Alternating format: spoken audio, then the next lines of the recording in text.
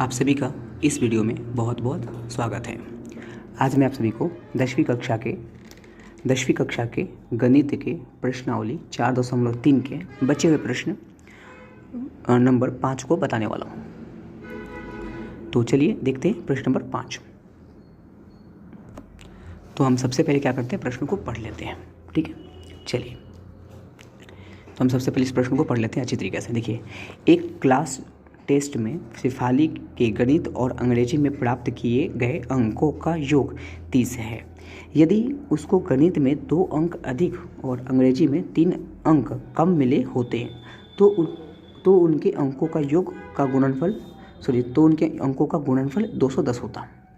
उसके द्वारा दोनों विषय में प्राप्त किए गए अंकों को ज्ञात करें। ठीक है, शेफाली है, इसने टेस्ट दिया है और टेस्ट दिया तो 2 विषय का टेस्ट दिया इसने, तो दोनों विषय में कितने कितने नंबर मिले इसको वो हमें ज्ञात करने हैं। और हमें बता दिया गया कि दोनों विषय में उसको टोटल दोनों को मिलाकर देखा जाए तो 30 अंक मिले उसे। ठीक है, इतना हमें पता है। चलिए तो हम आगे लिखते हैं, सॉल्व करते हैं। लिखेंगे डायरेक्ट हल और माना कि लिखेंगे, जो हमें ज्ञात करना है उसी को मानेंगे। तो माना कि गणित में पहले कौन सा विषय देख लेते, पहले गणित है। चलिए तो माना कि शेफाली ने, नाम भी शेफाली है, शेफाली लिख देते हैं। शेफाली ने गणित में कितने अंक प्राप्त किए, तो मुझे पता ही नहीं है। x अंक प्राप्त किए मानते, क्योंकि गणित में मुझे नहीं पता, दोनों को मिलाकर पता है, गणित में नहीं पता। तो x अंक क्या किए, प्राप्त किए। यहाँ पे अंक छोड़िए, थोड़ी लिख लीजिएगा। यहाँ पे आप क्या लिख लीजिएगा, अंक। x अंक प्राप्त किए यो है यो किए। ठीक है, चलिए और उसने, किसने, शेफाली ने, एक ही लड़की है ना, शेफाली ने, उसने अंग्रेजी में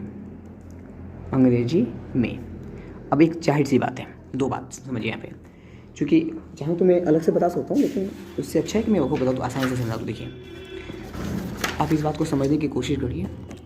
यदि ए और बी को मिलाकर 30 हो रहे हैं, और मुझे इसका पता है कि इसका 10 है, तो इसका कितना होगा, ओबियसली 20 होगा। क्यों? क्योंकि ये 10 जो है वो 30 में से क्या हो जाएगा, घट जाएगा, तो आ जाएगा 20।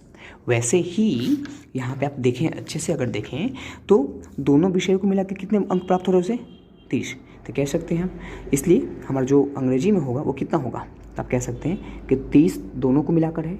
इसमें से अगर जो गणित वाला को घटा देंगे तो कौन बच जाएगा, अंग्रेजी वाला उसमें बच जाएगा, तो वो अंग्रेजी का हो जाएगा है। ठीक है, इतने अंक पे है लिखने के बजाय आप ये लिखेंगे कि अंक क्या किए, प्राप्त किए। किसने, शेफाली ने प्राप्त किए। ठीक है, चलिए तो ये थोड़ा ध्यान रखेंगे, थोड़ा सा मिस हो गया, वहाँ पे है नहीं लिखना था, यहाँ पे हमें है नहीं लिखना था। चलिए अब आगे बढ़ते हैं। देखिए, अब हम क्या करेंगे, प्रश्न से लिखेंगे, प्रश्न में जो कहा है वो लिखेंगे,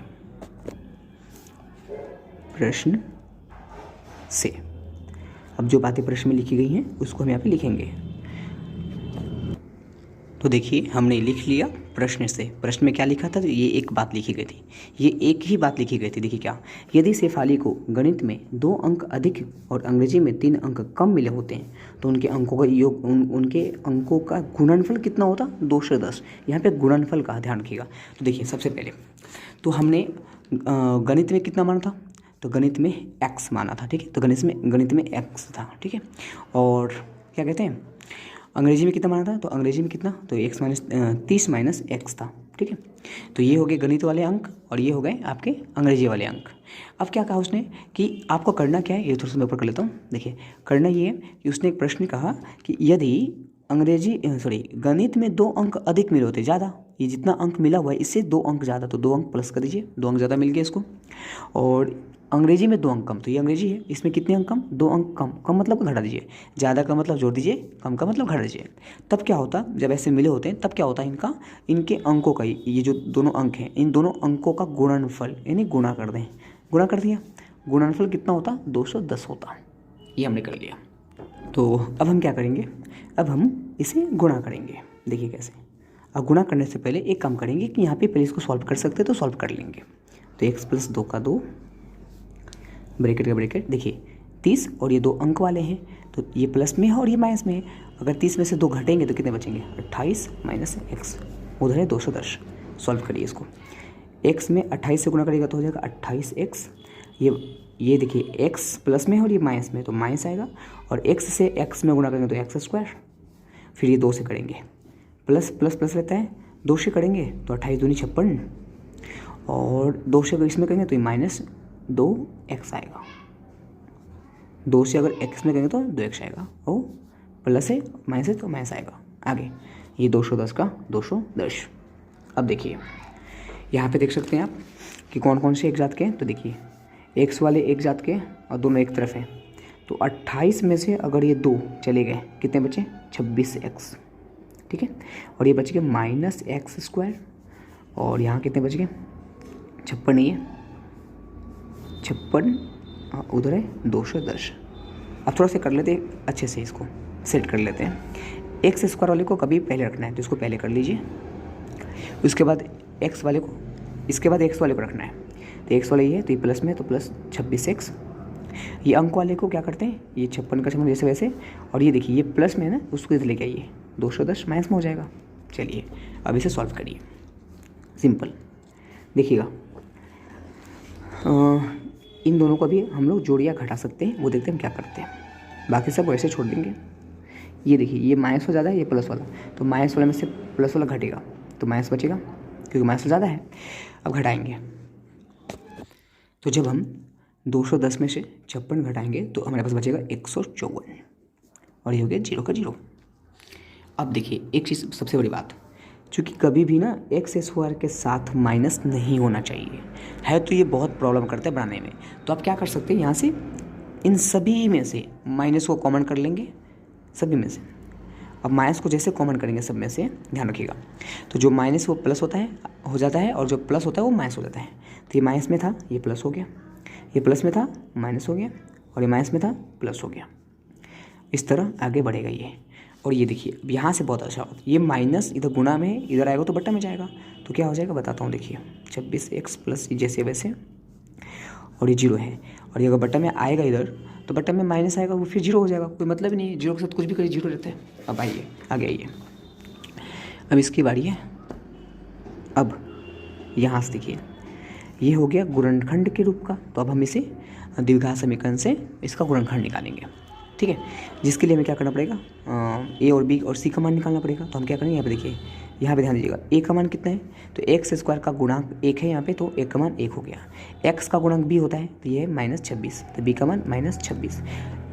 c का मान अचर पद होता है, तो ये c का मान अचर पद कितना है, 154 हो गया, ठीक है। आगे बढ़िए, अब यहाँ से हम क्या निकालते हैं, सबसे पहले हम क्या निकालेंगे, d निकालेंगे, d, ठीक है।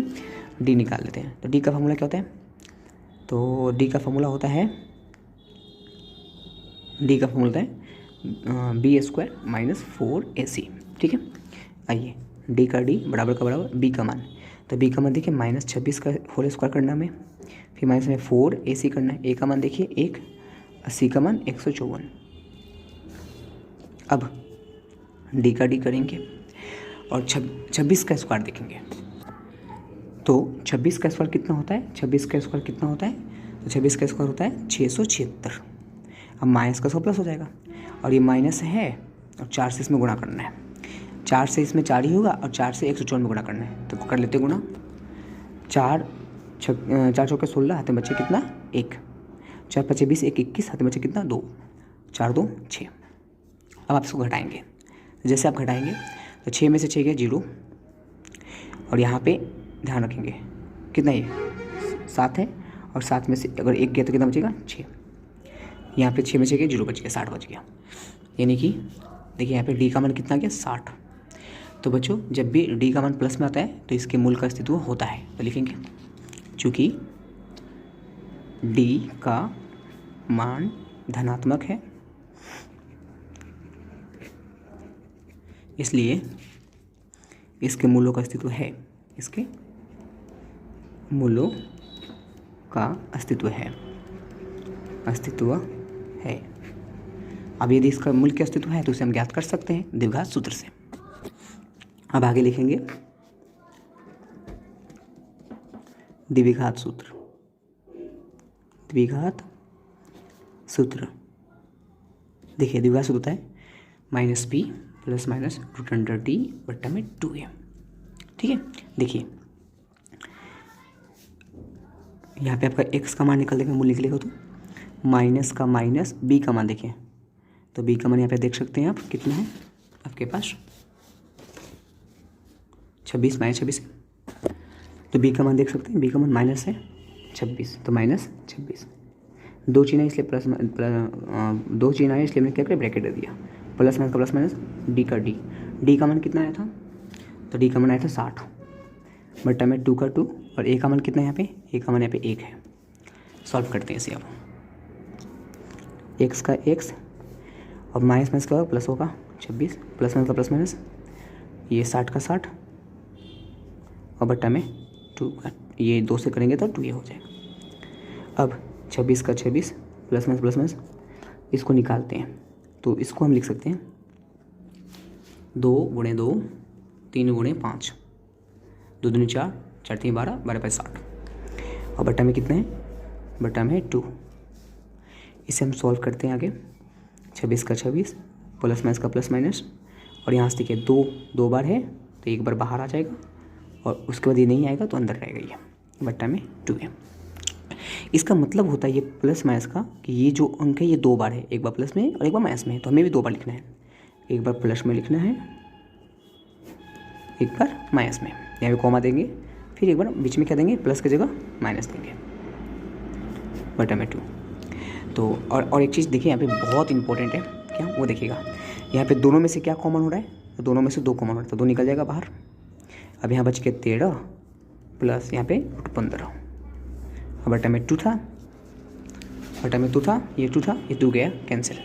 यहाँ पे देखिए यहाँ पे भी वैसे ही है, 2 बाहर आएगा तो यहाँ बचेगा 13 माइनस √15 और ये बट्टा में 2 से 2 गया बच गया। यानी अब यहाँ पे फाइनल जो हमारा बचा वो देखिए कितना बचा, तो 13 प्लस √15 बचा, यहाँ पे 13 माइनस